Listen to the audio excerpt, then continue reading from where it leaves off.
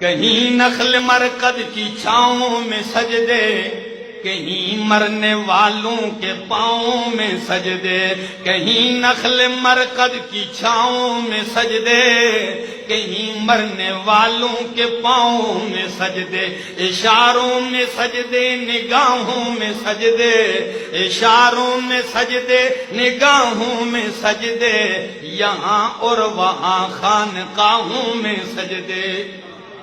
ہو رہے ہیں سجدے کے نہیں؟ ہاں یہ شکوہ، ہاں کوئی ہندو سکھ کرے ان کو تو کافر سمجھا جائے، اور اگر آج کا کلمہ گو کہے تو وہ پکا مسلمان اور عاشق رسول بنتا پھرے۔ میں کیسے کہوں کہ یہ انصاف ہے؟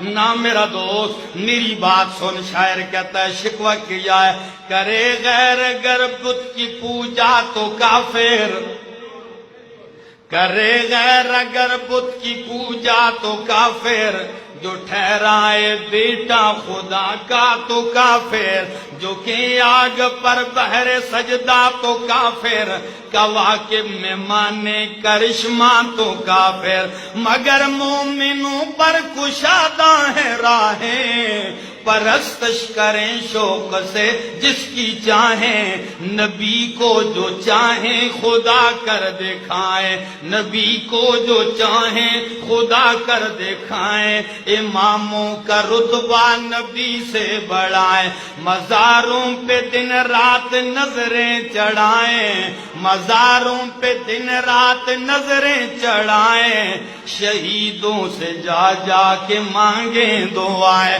یہ سارا کچھ کرنے کے باوجود بھی شاعر کہتا ہے نہ توحید میں کچھ خلل اس سے آئے، نہ توحید میں کچھ خلل اس سے آئے، نہ اسلام بگڑے نہ ایمان جائے۔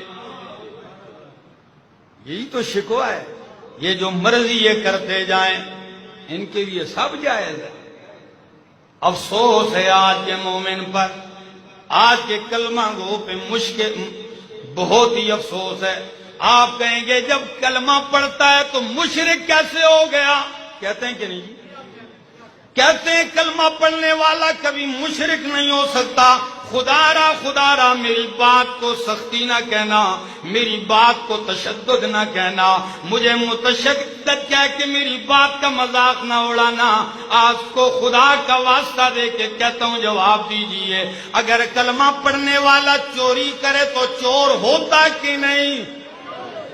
کلمہ پڑھنے والا ڈاکہ کرے تو ڈاکو بن جاتا ہے، کلمہ گو اگر قتل کرے تو قاتل بن جاتا ہے، کلمہ گو اگر زنا کرے تو زانی بن جاتا ہے، اگر کلمہ گو شرک کرے گا تو مشرک کیوں نہیں بنے گا؟